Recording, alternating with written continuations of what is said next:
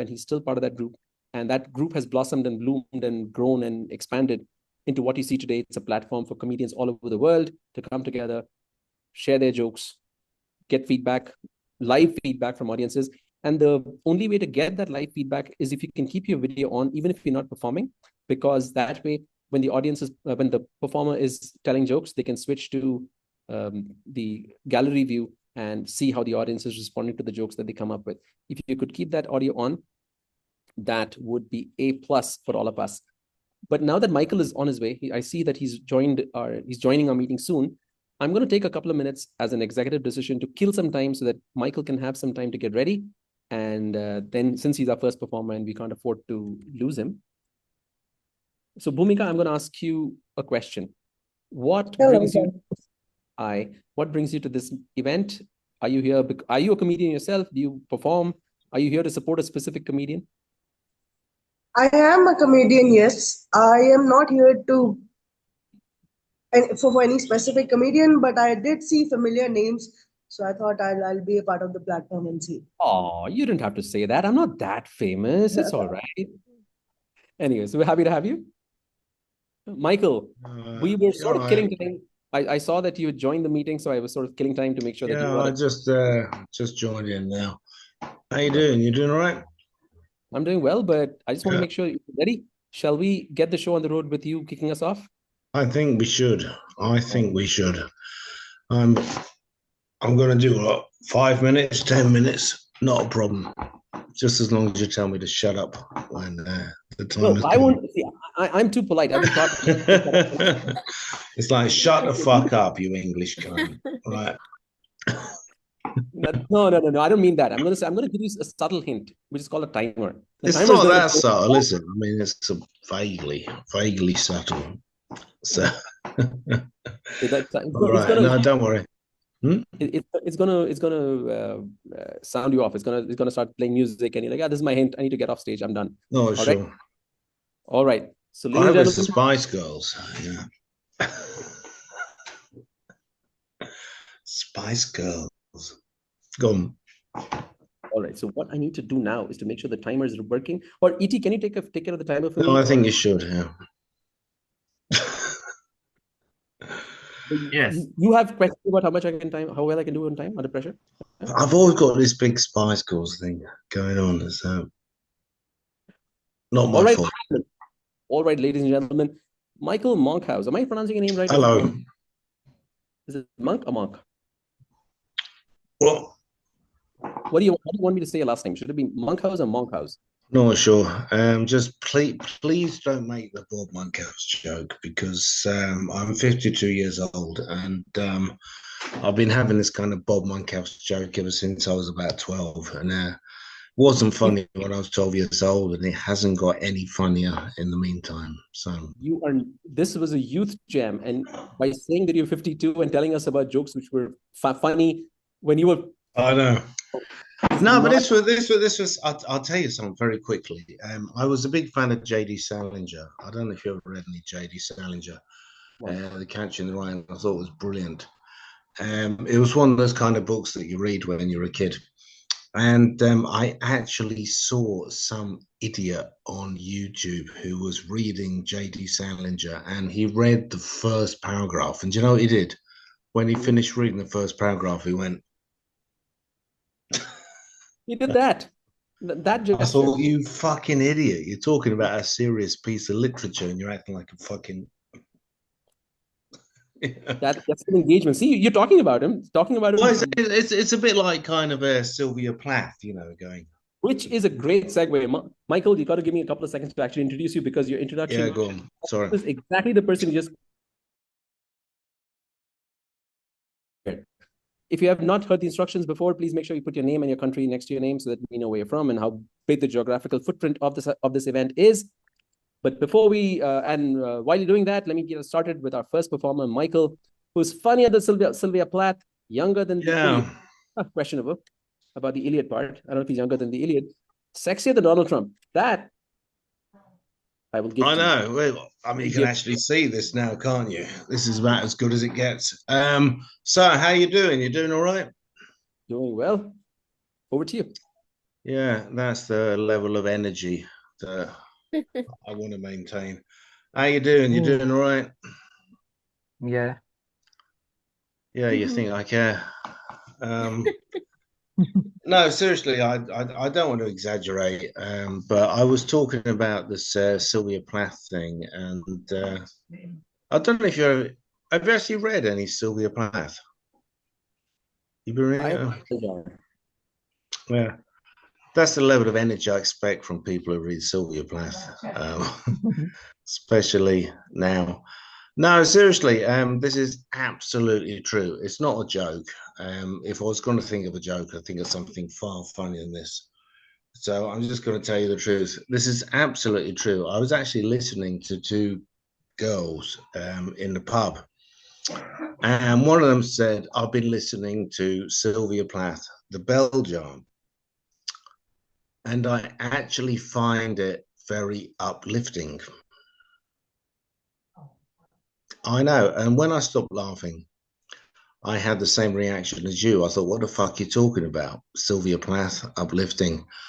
And the woman said, this is absolutely true. She said, yeah, I think it's uplifting because I myself am going through a similar problem period. And I'm thinking, if she can cope with it, so can I. Jesus Christ. Absolutely true, that story. No, but seriously, because I was watching this, um,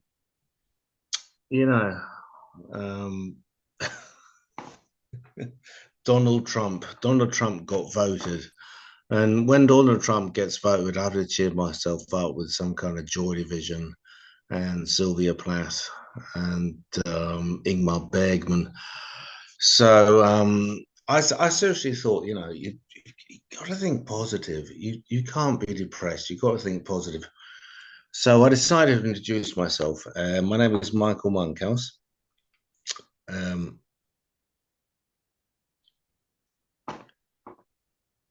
Michele Convendo, if you're on Google Translate. And seriously, people have said to me, they said, you got to think positive. So I was thinking, I've got to stop talking about the Spice Girls.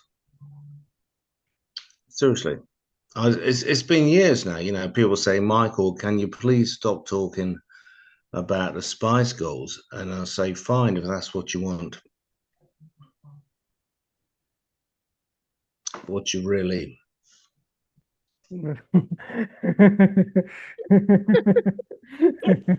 really want.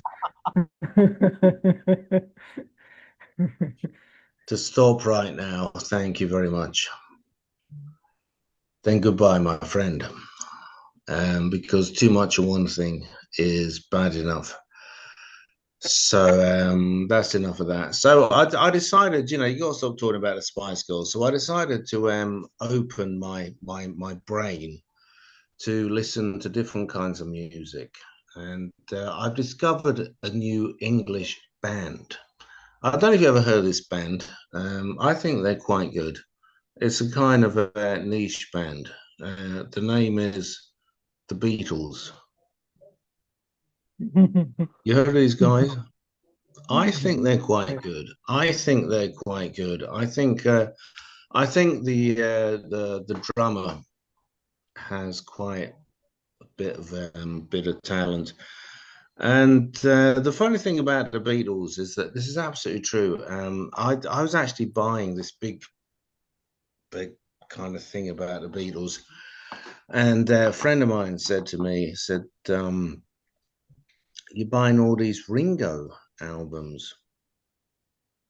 And I said, Ringo? Yeah. I said, I am such a big fan of the Beatles that I actually buy Ringo albums. That's as bad as it gets. Sometimes I actually listen to them. That's seriously the level that I've got with my kind of Beatles obsession. And I live in Italy, and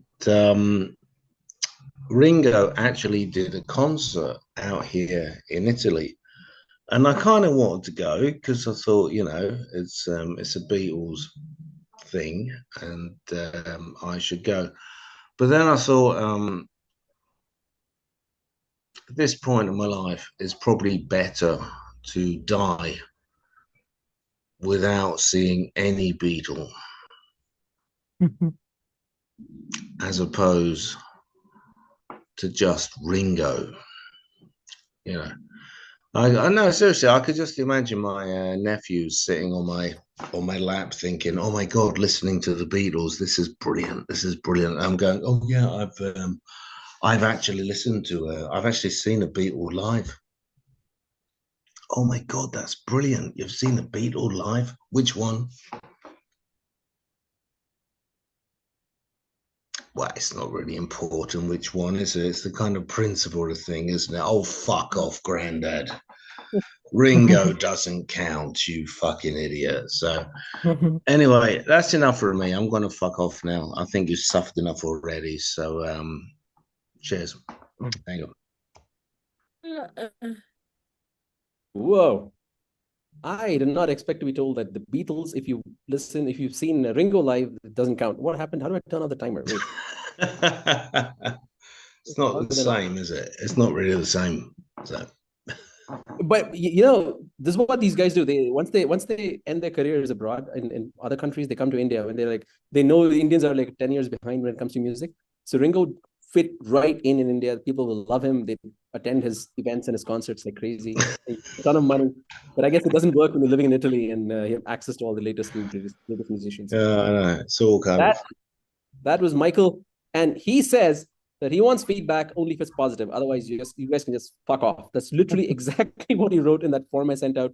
If you want to give feedback, say something nice. If you can't say something nice, zip it and shove it. Right, Michael? There you Definitely, go. definitely. He speaks my love language. I forget, if you cannot say nice things, don't say anything at all. All right. If form being shared, I don't know what this form is coming from, but if this form is for the feedback, ET, please give me unlock your camera and just say yes, it's for the feedback for Michael. Otherwise, we're going to keep moving along. We have a few people have joined us from other places of the world where Michael was on. Let me quickly make sure that these guys know what's going on. You guys are here for some jokes, right? Abiyu and definitely. Jay. Somebody called Jay joined. It's like x.com. Nobody knows what this means. Who's Jay? Are you here for jokes, Jay? Jay for jokes? If you are, then give me a thumbs up and we can keep going. Keep going, meaning we have our second comedian who's ready to rock and roll for us. And let me tell you a bit about this guy. He does not take hints. Because before you guys came, we were talking about how many shows he's performed, and he says he's performed enough that he has 1,000 times he's bombed on stage, which means that if after 1,000 times I was still bombing on stage, I'd stop doing comedy. But not Garv. Garv is still pushing through. He's the kind of guy who doesn't take no for an answer, and that's maybe not a good thing, Garv. Think about that, because this is the era of understanding your partner. So saying when the audience says no, they're trying to tell you something. A little bit more about Garv. He tried for a career in comedy as Pablo Chocobar, but then he realized that crime pays even less. At least the crime that he tries to commit, it pays even less than comedy does, which is why he's back in comedy. The other thing he likes to do is to plagiarize. Oh no, he says he should not be plagiarizing, except he used to plagiarize when he was in college. So he stopped doing that now. Ladies and gentlemen, our second comedian for the evening is the very, very Cheteshwar Pujara looking. You guys don't know who I'm talking about. You guys will know who I'm talking about when you look him up, or you don't look him up, that's totally okay. But there is a guy called Cheteshwar Pujara who looks so much like Garv that I'm always confused now. But he's on stage next to take us through his set of jokes. Go for it, Garv.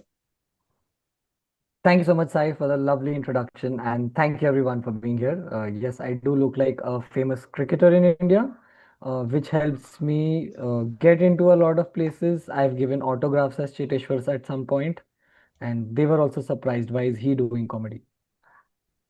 But a bit more about me. I was born and brought up in India. I still live here.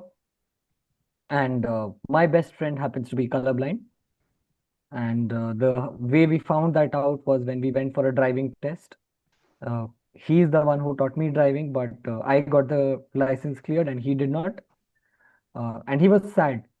So to make up for it, I gifted him a Rubik's Cube. And You bastard. So fuck.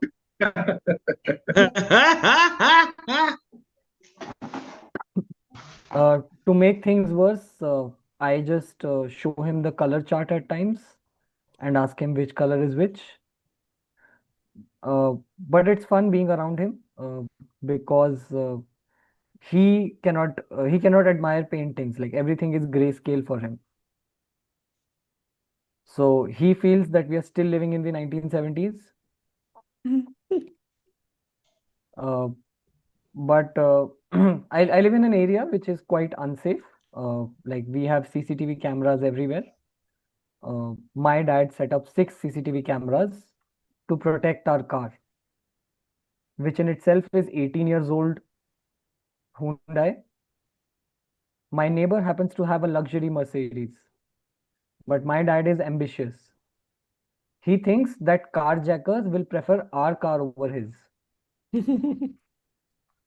And of course, he was wrong because 2 weeks later, carjackers did attack our street and they took away the luxury Mercedes. And they also took away our CCTVs because they were more expensive than the car outside our house. And now I realize that nobody's going to buy our car ever. It's 17 years old. In fact, it's so old. It's more than 17 years old. In fact, it's so old that both my dad and I lost my virginity in it.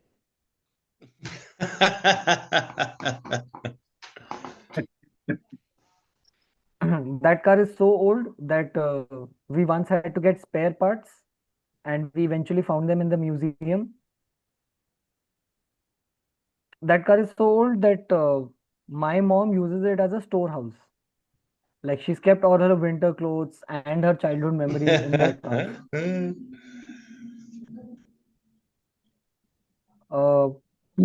But I enjoy that car a lot because it ensures that nobody else disturbs it. Like that car is so old that it was there when the World War I happened.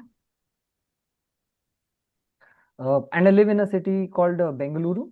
People who do not know Bengaluru, it's called the Silicon Valley of India. It is where a lot of engineers live, or as you like to call them, tech support. And Bengaluru has so many engineers that the only like if you go to an exotic country, when you go to Bali, everybody has tattoos like butterflies and dream catchers and birds and mountains. People here have tattoos of QR codes. But I was in Bangalore once and I was jailed for smoking. I was almost jailed for smoking.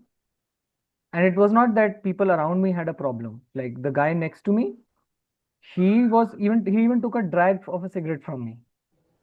But it was the air hostess who had a problem that you cannot smoke mid-flight.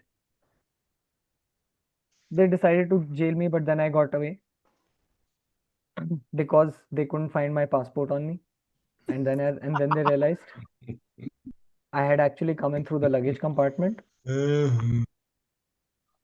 Anyone here has a dream job?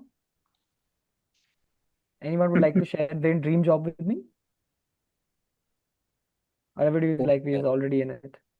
OnlyFans for men. OnlyFans. Well, that's definitely amazing because I honestly feel, like I see that like a lot of women have to sell their pictures on OnlyFans for $5. And then once I found out that somebody sold a painting of a horse for $20 million. And I felt bad for people on OnlyFans. I thought, I wish they knew how to paint.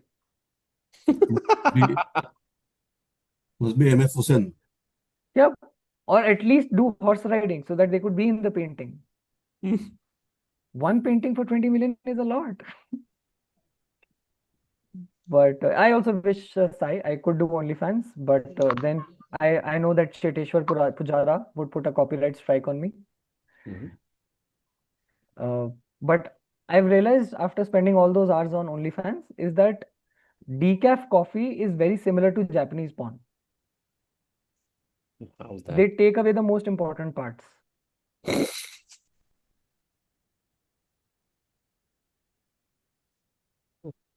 But I love Japanese people because they are the only people in the world who create obese people for sports, sumo wrestling. Like people have to purposely get fat so that they can play sports, which is rare because the only other country who does that is USA. But they make fat people for reality shows. All right, this one also bombed, not as much as how much America bombs, but still bombs. So that's all from me. Thank you so much, everyone.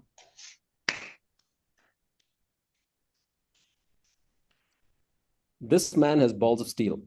We recently, just a couple of days ago, had a big crash, and here he is making airline jokes. Brave man, brave man. I got to give it to this guy. Garv, just for that, for the courage to make airline jokes 3-4 days after a big, huge crash, which everybody's talking about, that takes guts, and you did it, man. You did it. Even if, oh yeah, at least you didn't make a joke about bombing an aircraft as much as you bombed your jokes. So this is good. I liked it. I think this was a great set. And let me quickly make sure that, Garv, is there anything specific that you need us to give you feedback on? If there is any feedback that you seek. If you don't need feedback, that's totally cool also. Because you are, after all, HR's nightmare. You don't take feedback from what I hear. I'd just like to check with all the international audience that was it possible for them to understand me, because I understand accent differences come in. Basically, he's asking all the white people if you can understand him. Michael, you're the only white guy here. Can you understand this guy? No, it was good. It's good stuff. It was good stuff. Yeah, we could get the horse riding.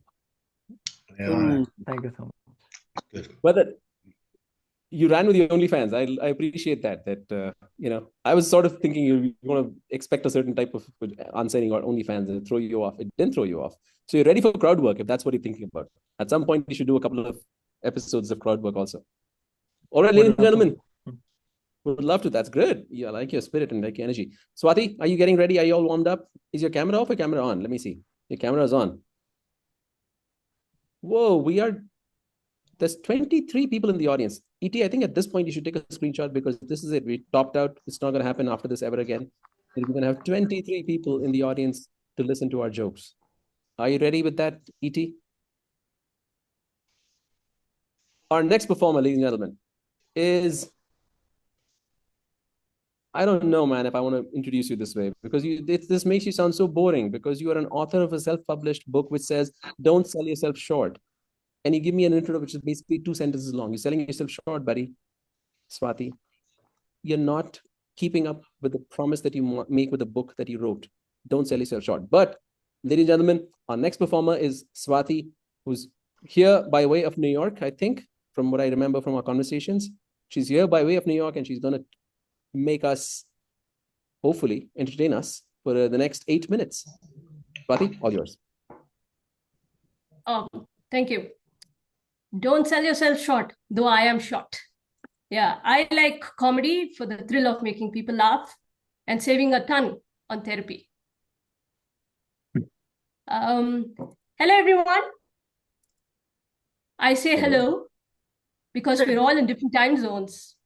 I don't know if it's good morning, good evening, good afternoon, good afternoon, or shut up. I'm still sleeping. Do you all like Zoom comedy? Do we have a choice? Yeah. You can say no if you don't like.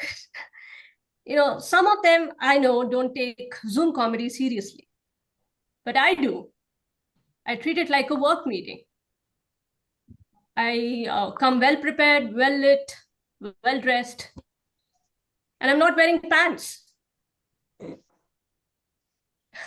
If you're just like me and you're not wearing pants today, just remain seated because I'm assuming this is a family show.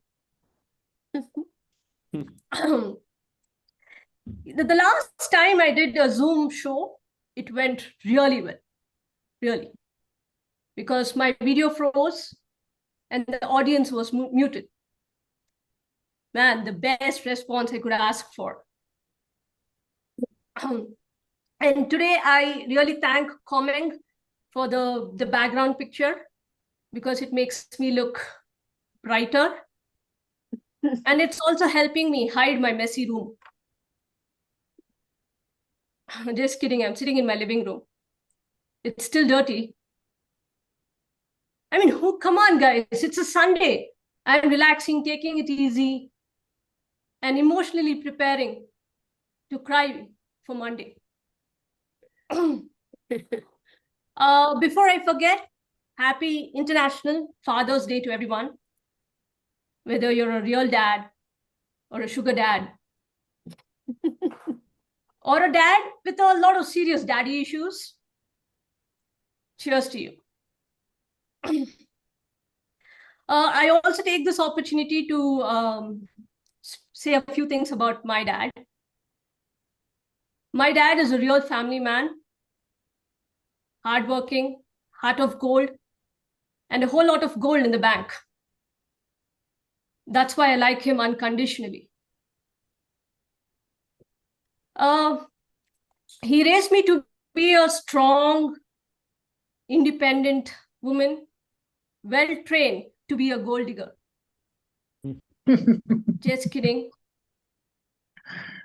Unlike most Indians, I don't like gold. I like fast money and his credit card. I told you I like my dad unconditionally.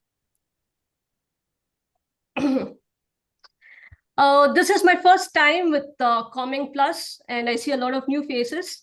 So let me introduce myself. I was born a household name. Somebody told me I was born a household name. Household, like famous. So I got really excited when they say I'm famous. I thought my name was like Shah Rukh Khan, Jackie Chan, Julia Roberts. Turned out they were referring to household names like Sugar, Salt, Vicks Vapor Rub, Tiger Balm, and Tide detergent. Detergent.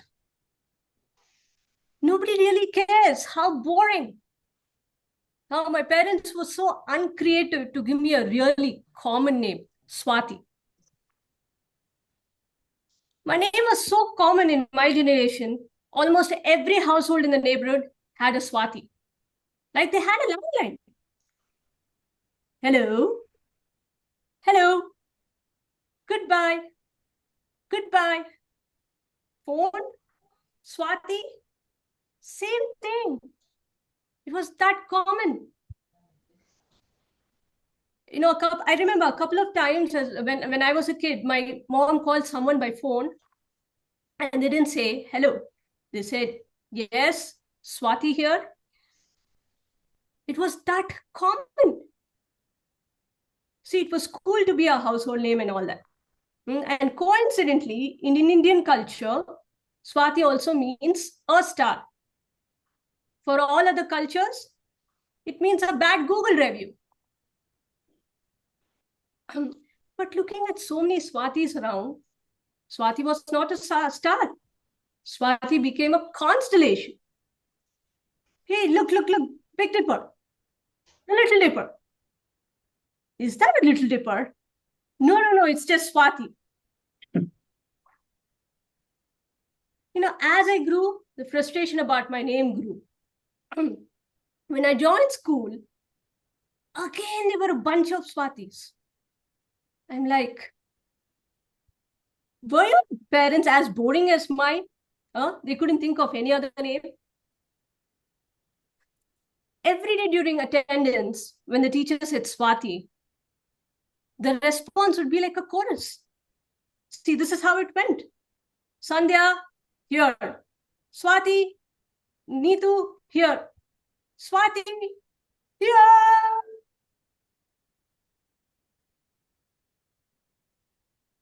It was less of attendance and more like an Indian Idol group performance. Every class was a music class. See, Swati in India is a common first name. But imagine, I was born in the West. It would be something exotic. like one of a kind, like a menu item. Hey, can I have a naan with Swati masala, please? I wish my husband found me so tasty. Well, that's my time, guys. Thank you very much. Woohoo, put it together put your hands together for Swati.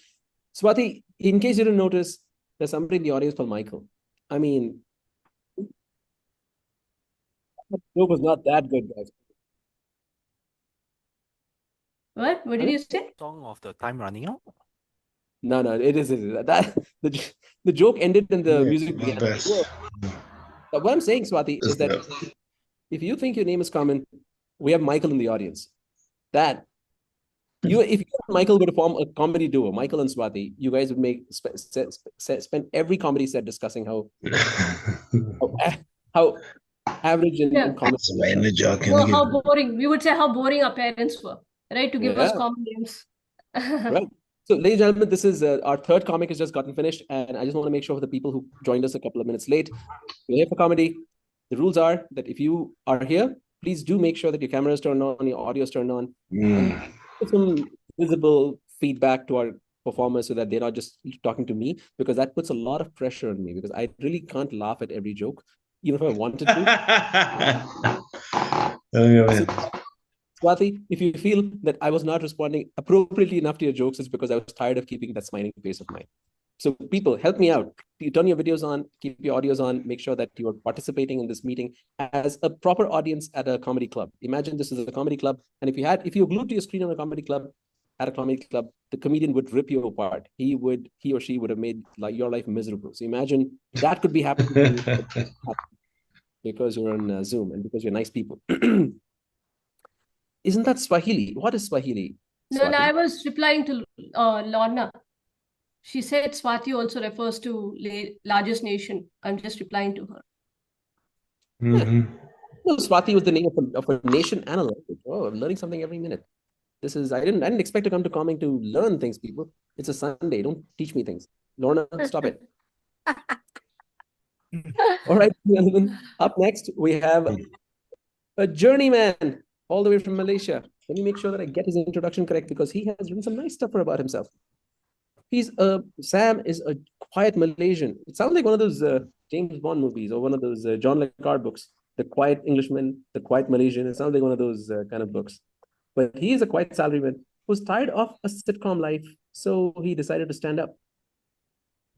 He plans to serve a cold depresso of dark humor brew with dulled wits, awkward truths, and a sly sprinkle of puns that hit when you least expect them. Just like the runs, my friend, just like the runs. And a bit like office backstabbing. So, ladies and gentlemen, Sam, you have 10 minutes. Our next performer is Sam. So please put it together for Sam and keep your cameras on, keep your audio on. Sam, all yours. Hi, guys. Could you hear me? Is it clear? Yep. Yeah. Oh, So yes. my name is Sam. If stock exchange is a passive income, then scams are a passive-aggressive income. I am a 41-year-old man in a 20-year-old body. I do look like an unresolved childhood. Missing poster child coming back. Basically, I'm a priest's worst nightmare, a man child. Because they just can't put their finger on it. They are not sure where to touch. I grew up believing R&B singers train day in, day out, singing their heart out. Turns out most these days, R&B singers just gargle in baby oil at a PDD party. That's why their voices are so silky smooth without auto-tune. As if Usher hitting the high note in falsetto, no auto-tune. That's the sound of the man deep-throating the twins, Johnson and Johnson. And these days, I guess a lot of adults are buying toys nowadays. That's a sign of youth lost. On a separate note, if PDD were to open an adult toy, it would be Pop Mart as well, but not selling toys, but more on cherries, selling Lao Boo Boo without the Lao, just the Boo Boo, Gaga. So I do look like Kim Jong-un, the Mu edition. Don't worry, I won't dictate you guys. The office will. Office to me are just a place full of assholes, because that's why to me it's pronounced the orifice. There are people too. IT people especially, their ass as well. That's why they're on the back end. It's like prison, so don't drop the soap, the SOP. You are on your own. There are no friends there. That's why it's called private limited. The bosses are like R. Kelly peeing on us. Give me stats. Give me KPIs. Okay, boss, KP on I. So, one of my childhood memories is love, but I still look at lovers these days. And I still look, since young till now, lovers to me should park in a handicap zone because love is blind. You either get blind dates, blindsided after 8 years, you ended up arguing non-stop until you can't hear each other out. That's why they say till death do us part. And when you go to the courtroom, it's called a hearing, which is ironic because that's the last time you hear each other out. Unprotected sex give you AIDS. In this relationship, it gives you hearing aids. How much time do I have left? Oh, 4 minutes. Okay. So one of my best childhood is watching shows. I believe watching TV shows. Have you any of you guys watched Shogun? I really like that show.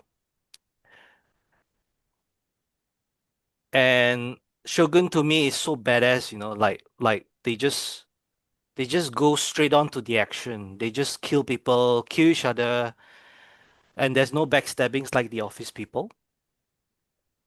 They will just face each other head on, and they will, after eventually killing everyone, they will eventually kill themselves with a seppuku, and they did it with a knife through their tummy from left to right, which my ex-girlfriend asked me, why is it from left to right? Then I said, it's harakiri, not harakanan. Which translates in Malay is hara left and hara not right. And then she got a bit mad, like because I answer her nonsensical things. So she asked me other things like, she wants to cuddle with me. I don't want to. So she cuddles up, and we were watching an Indian movie. And I was getting in the mood with the groove, and she still wants to hug me very tight. So I say, no, I don't want to cuddle with you. I want to cuddle the pizza. Then she asked me, what's cuddle the pizza? Oh, it's cuddle pizza se edo sokiam parvaile. So she got so mad. She said, you men are all the same. You don't give much attention. At least girls got milk, can give milk and give babies. What do you guys can do? So I look at my Chinese two tangerines and my Type C cables. Then I told her I can make you kumquat. Mhm. So yeah, and one more thing, we do like to watch the Olympics. And Olympics to me, I always like to watch the shooting category because it gives me joy that none of the US people or the USA team shooting people ever got gold in that category. Most of them actually. And it gives me insight that, I mean, it's quite odd, right? Didn't they learn that in school?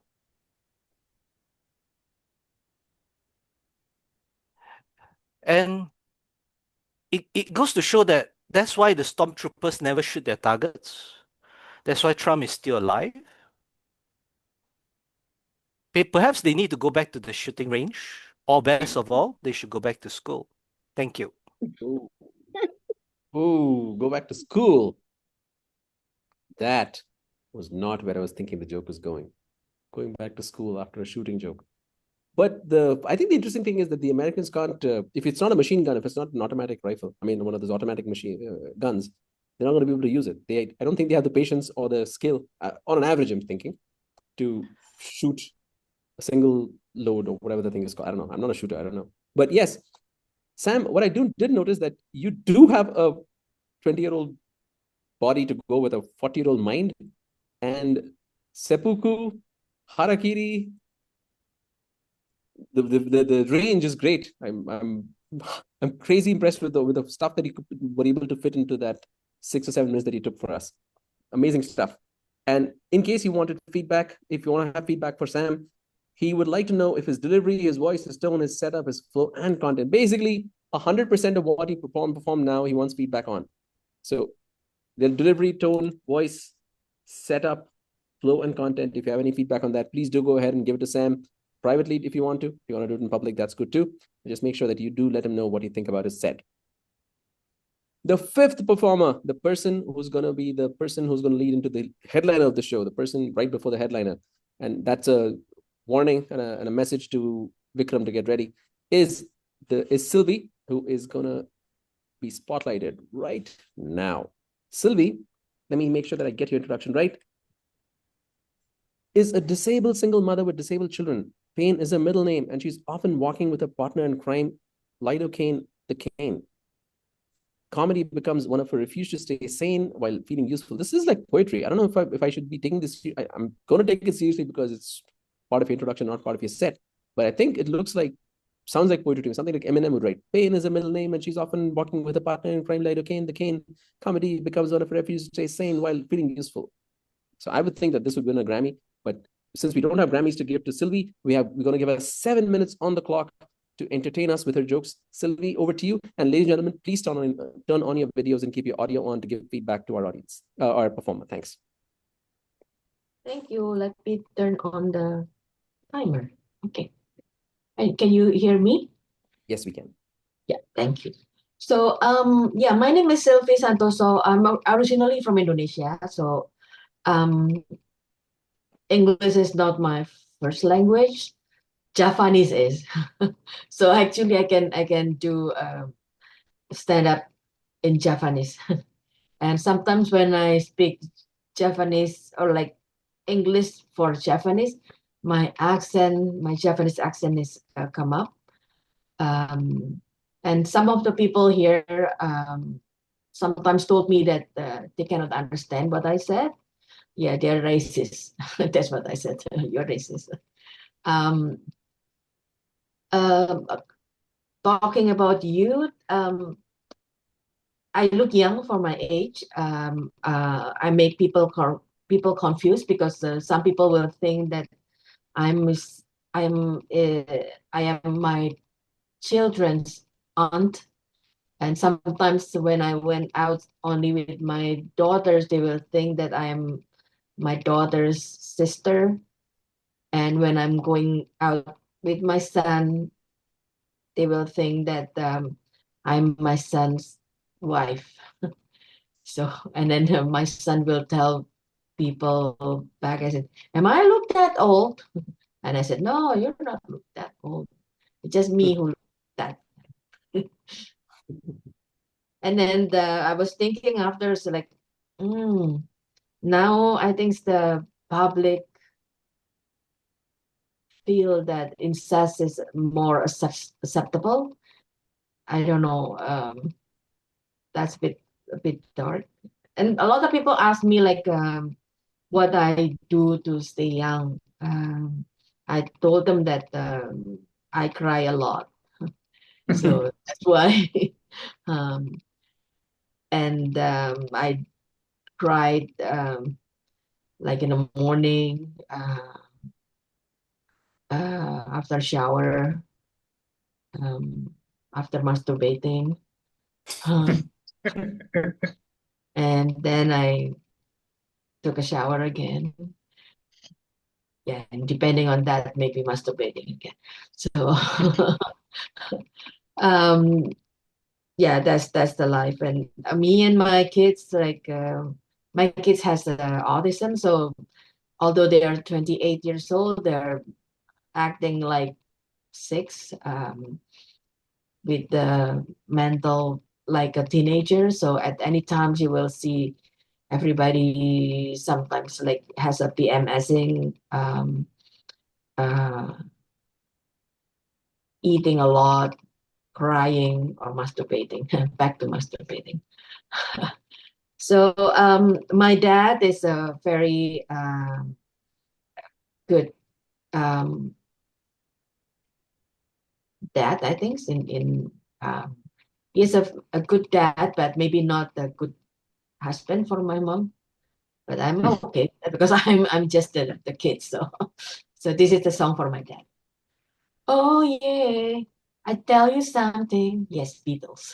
My dad is far from bland, handsome, funny and caring, loving and musical, loving and musical, loving and musical. Oh, please, you can trust me. My dad was happy man. Then daily dress up, parrot on his hand. He eats what he wants. He can eat what he wants. He can eat what he wants.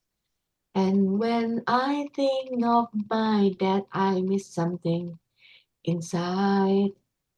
His smile, his joke, and also his smelly farts, smelly farts, smelly farts. Yeah, so I try to make a what you call that windows in my dad's room, but my dad checked out before even the window was made. And I told my mom, like, if you miss my dad, I will be here for you. I can sing, I can dance, and I can fart as smelly as.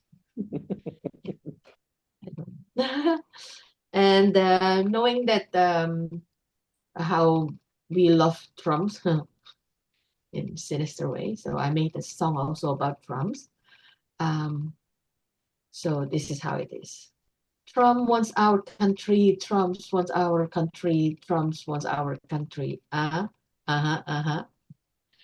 Orange face, old sex hormone, a spoiled child kick for real. Racist, ignorant, farty dumpster you're on. You want everything you can steal. You are a loser and oh so crazy. You expect everyone to bow. Liar and absolute for publicity. Master of disaster is yours. Trumps want our country. Trumps want your country. Trumps wants any country. So at the end, I want to let you know that I have a podcast that's called Dishonor on Your Cow. It is available on any podcast platforms and also in YouTube for free. The title is Dishonor on Your Cow. It's got the winner of audience choice from 2025 Atlanta Fringe Audio, and it's all free. So please try to check it out. Okay.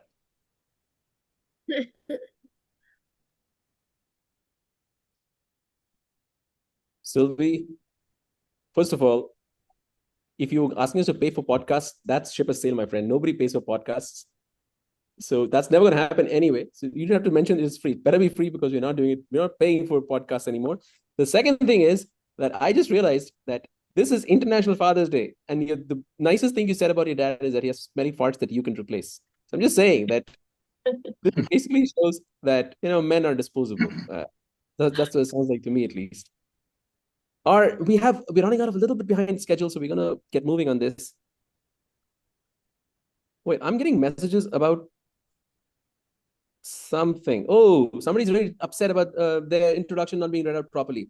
Ladies and gentlemen, since this person is so bent out of shape about this, I'm actually going to do it for you so that you get the full picture of the majesty of this person's introduction.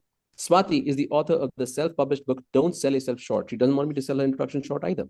She enjoys comedy for the thrill of making people laugh and saving a ton of money on therapy. So there you have it. The full introduction has been read.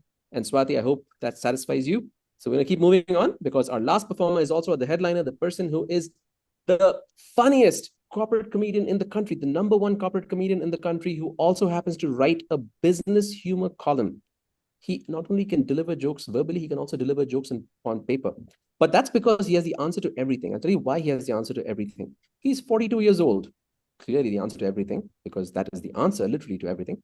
And his mother thinks that he is the only single man left in the world at the age of 42. Vikram, are you ready to impress the ladies or gentlemen in this audience, whichever you prefer, with your jokes? You have 10 to 15 minutes, but before you begin, let me make sure I get the timing right so I don't shortchange you and kick you off stage before it's your time. All right, over to you. 15 minutes starts now. Don't adjust your screens, guys. I actually look like this. So I have a squint. So sometimes might be confused about who I'm talking to. And let's hear it for Sai. I think let's hear it for all the artists who've come before me. I think it's been a great evening together. So guys, let's get some applause and energy in the room. I think there was a moment at the start of the show when Ishwara or somebody, I think from the audience, said something about, oh, I've yet to take my shower. And I was wondering where this is going. It's like, oh, do you want to join me? Is there going to be an OnlyFans thing happening here? I wish to point out again, guys, if you think I'm looking at you, there's a good chance that I'm not. So audience interaction is going to be pretty challenging in this show. Following some news, so apparently LinkedIn has seen a huge number of layoffs. And I think LinkedIn laying off people is a bit like Donald Trump imposing tariffs on the United States itself. It's like, this is a job portal. And you can rest assured the people who are laid off are Indian techies. Every 4 of them will look to start their own cheaper version of LinkedIn from Bangalore. And here's the best part. It seems many of the laid off workers took to LinkedIn itself to update their status as open to work. That's a bit like uploading a pic with your girlfriend. And just after she dumped you. Like, just imagine that. You take a pic with your girlfriend after she dumped you. It would be all the more hilarious if these employees had LinkedIn premium accounts, because that's like you're giving money to your ex-employer so you can find another job, which is like paying alimony to your ex-wife and hoping she finds you a new girlfriend.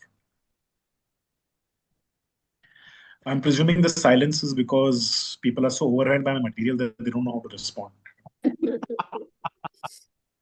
So that's how it works here.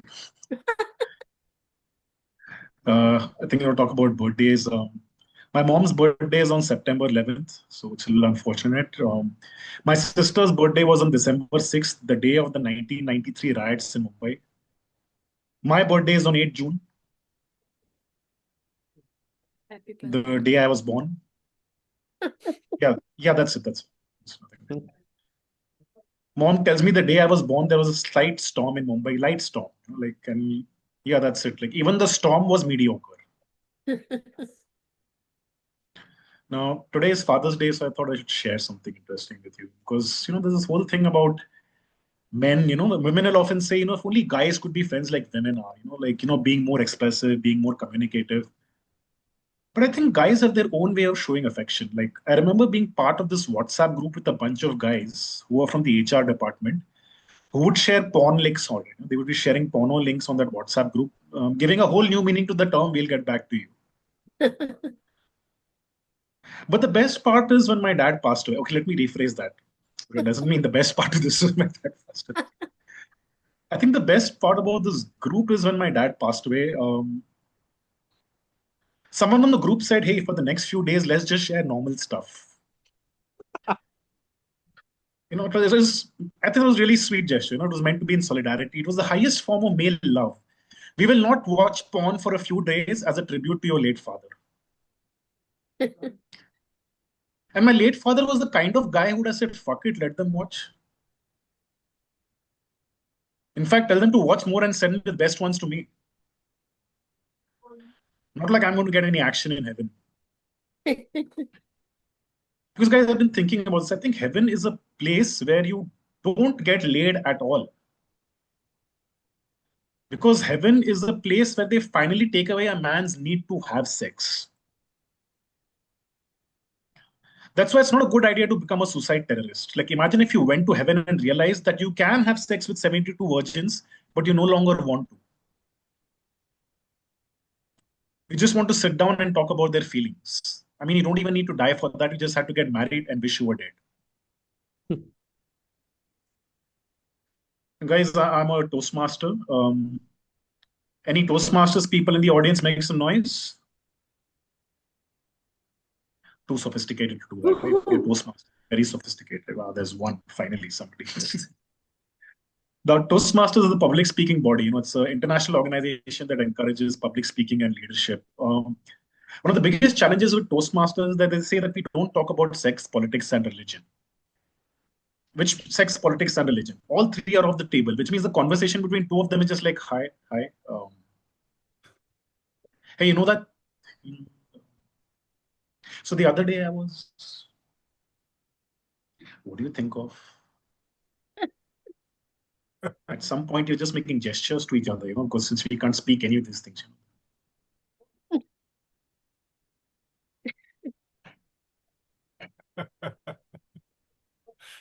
I mean, there's a problem with becoming a stand-up comedian after you become a Toastmaster. Like, you're so attuned to keeping your material clean. Sometimes people struggle to tell if it's a stand-up act or a TEDx talk.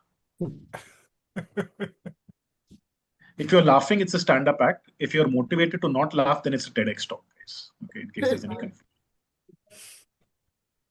Now, there is a marriage portal in India that says that if you don't find a match within 30 days, you get your money back. Okay. Yeah, you said you have to send out at least 10 messages to other people, and if you don't get back a response from any of them, then we will give you your money back. So now, as a true Indian company, in order to avoid paying out, they will become the auntie who tries to convince you of marriage. Like, I think more than the marriage portal, it is the spouse you should have a money back guarantee for. You think, like, if the marriage you come to know is a vegan, you should get your money back. But where will you return the faulty merchandise? Like, I think you should be able to return the product like you return products on Amazon. And you wrap up your spouse in the same cardboard box they came in, put down the reason as wrong size. Guys, I just turned 42, as I mentioned in the intro. All those in their 40s in the room who are still single, make some noise. Well, as usual, I'm the only one. Because when there's another person, I have to tell them, stop cheering, everyone hates you. Especially your male friends. And they're wise because she's afraid that you will give them ideas. But on the other hand, when it comes to Indian families, the best part about being single and unmarried in your 40s is that no one cares for you anymore. There is no relative that now even bothers asking for marriage plans. No more comments or inquiries. They have written you off. Okay, this is a non-performing asset. This is miscellaneous expenditure to the extent written off. You don't bother going on any dating apps because you pretty much met everyone you want to meet, done whatever you wanted to do, cursed whoever you wanted to curse at, and been fooled by many guys pretending to be girls. Sex, drugs, rock and roll, you've done it all.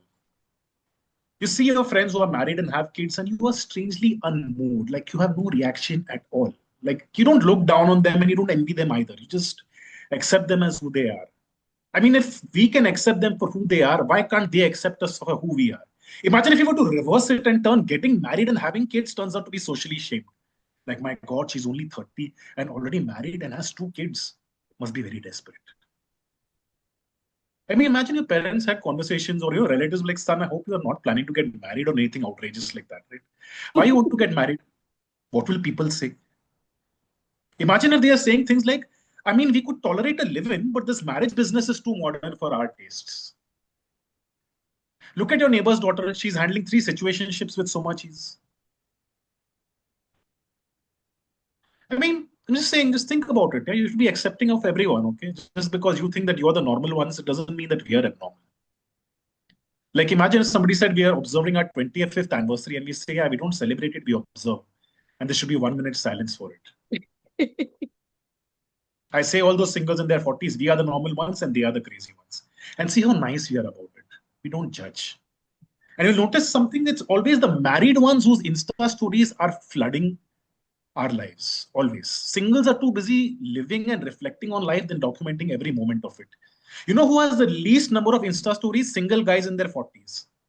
We don't even click photos of ourselves, we capture the background. And the few photos we click, we don't even bother uploading. The last story I uploaded was a Truecaller screenshot telling me the identity of the caller was so large.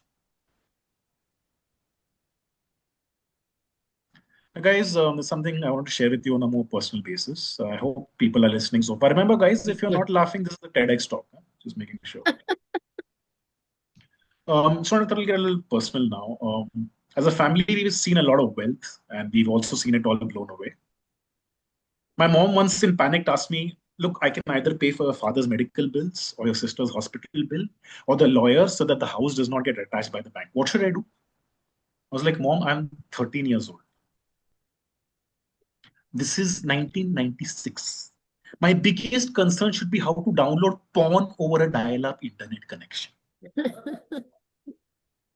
Back then, a 5-minute porn clip would take 5 days to download, which means by the time it finishes downloading, you have grown up and the porn star has retired also. But I dealt with the situation at home somehow. When I was 17, I was sitting in the Bombay High Court all alone. When the National Stock Exchange of India, who had ruined us completely, was asking for even more money from us at the rate of 48% and 56% interest rates. I was like, we are already broke and finished. What more do you want? I felt like the NSE was the typical middle-class Indian family, that squeezes the absolute last bit out of the toothpaste before discarding it. But then it's like we take a rolling pin and rub the toothpaste tube till literally its soul does not emerge a last cry. We will keep trying to squeeze out some toothpaste. So I was thinking, okay, now what is the solution? Should my dad sell his kidney? But he already had a kidney transplant when I was 2.5 years old, so that was not an option. So I started selling pirated software to my batchmates in school and college. I guess I was ahead of my time on hustle culture. An uncle of mine once said, Vikram, you've had no childhood. I'm like, and that's okay, I'm a kid now. Like at 41, I still go clothes shopping with my mom. But if anyone's judging me, I just want to say, look, it's a bad habit that I've picked up. See, like, normally you become independent when you're allowed to make some mistakes. But back then, when we were in the pits financially, I couldn't afford to make any mistake. Bought the wrong pair of jeans, great. Now either I get the right pair by paying again, which wasn't an option, or I have to transform my body like one of those gym bros to fit into that size, or ask my dad to take one dialysis injection less. But if you guys are thinking this is a very sad story, it's going such sad guy vibes, don't worry, guys. Life always gives you a chance to go back, and so does comedy. A good 26 years later, after all these incidents, I was asked by the financial portal Money Control to write a comedy piece poking fun at a large financial institution that was in the news for a mismanagement controversy. And guys, can you believe of all institutions, which institute it was? Yes, it was the National Stock Exchange of India. And I was like, this time I am the Indian middle class family and I'm going to squeeze the National Stock Exchange of India. And I was so motivated that I sat up all night to look at the entire 190-page circular that the market regulator SEBI had it. And I extracted joke after joke from it to make fun of the National Stock Exchange. I was like, that's it, man. Now, this is what it feels like to be the toothpaste. In fact, there was a guy out there called Ravi Narayan who had stabbed my dad in the back and put us in a devastating situation. I mocked him in the article, calling him Kavi Narayan, a failed poet. Reduced him to a joke who means nothing. And because the article went so well, they made it a regular column called Funny Control, and I wrote it for Money Control for 3 years. And I also became probably one of the highest paid freelance writers at that point. It gave me income at a most crucial point in my life. So guys, I mean, I'm just trying to tell you something now. Now tell me that everything happens is a coincidence. Now tell me that there is no God. Because obviously there's a cycle that happens. Now tell me that you're not finding this funny and you wish the TEDx talk was switched off at some point of time. And more importantly, write to the editor of Money Control, Chanpreet, and tell them, hey, you want Funny Control back. Because guys, trauma and art is optional, but capitalism is compulsory. So guys, that was my comedy bit for you. I have some little time, so I thought I'll just go through a poem that I've written. Is that okay? Sorry, can I just do a quick poem before we time out? Go for it. So this poem is called A Phone in the Rain. I feel lost and adrift in the rain. Shadows drift across time and whisper sweet nothings in my ear. Lights flash in the sky, blinding me with their brilliance. Droplets of rain dance with the wind as I see you through magnified lenses. A street lamp flickers to reveal the shades of your skin. Your body defies the nature of polygons, with a ridiculous symmetry that could send a mathematician into a wild frenzy. You feel like the perfect orbital in 3D space, making me glad I studied science till 12th grade just to know this reference. You seem incredibly ambidextrous, standing by yourself, an umbrella in one hand and your phone in the other.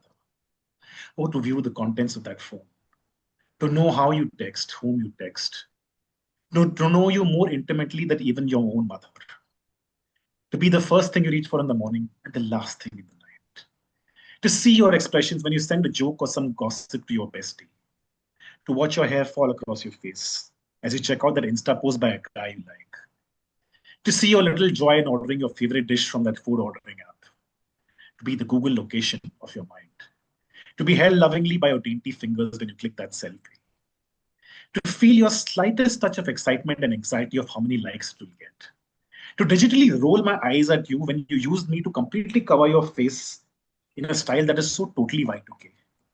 Let me be your phone just for a day in this falling rain, for I had replaced it the moment you pulled it out. Guys, that's it from me. You guys have been a wonderful audience. Thank you so much. This was incredible. Thank you so much. Yeah, over to your host. This was wonderful. But Vikram, I have a complaint. The last time you had a poem for the host, you made that host feel good. You made Resha feel as if she was something special to you, and you make me feel like nothing. I got nothing from that poem. This poem was what's a woman caressing of? What the fuck, dude? What's this? Dude, I don't think All good. This was great, and thank you so much for being our headliner. Thank you so much for 15 minutes of actual fun that we all enjoyed. And yes, life does come a full circle, and the full circle of this meeting is that it's coming to a close because we have things to do and people to meet and life to live. A few things. First of all, ladies and gentlemen, thank you so much, all the participants, all the performers, the headliner, Vikram, of course. Thank you so much for taking the time to entertain us with your jokes. We have a really cool announcement to make, which I want to delay it for a little bit because I want to get a couple of things from the audience. Audience, is there anybody who has any feedback for the performers? Anything you want to say about the jokes? If you guys want to sign up for a performance yourself, the person to reach out to is Lorna, who's not able to turn on her video because she's not keeping well, but she's the person to reach out to, or to ET, because we are always looking for performers for our upcoming monthly events. Our next event has 2 open slots still, so please do send that message down to Lorna so that she can get you on that list. And next time, hopefully, you'll also have 6 to 7 minutes you get to practice your jokes. Now for the big announcement that, yes, Lorna is also posting a message here. Please reach out to her. The big announcement that we have is a slight vibe shift for Comeng Plus. What's that vibe shift going to look like? Okay, let me first of all turn off recording because, we need secret stuff to happen. Stop recording. There you go.